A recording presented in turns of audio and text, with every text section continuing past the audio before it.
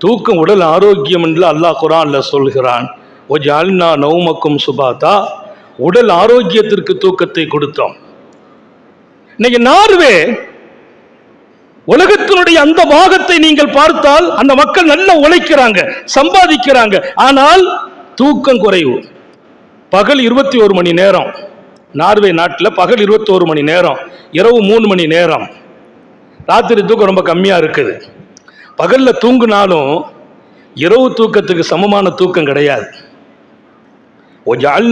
லிபாசாங்கிறான், இரவு அவ்வளவு அமைதியாக்கினோம்ங்கிறான்.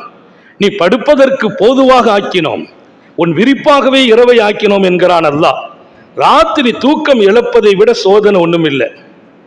அல்லாஹ் நிறைவான ஞாமத்தை எல்லா இடத்திலும் நசீபாக்கி தருவானா.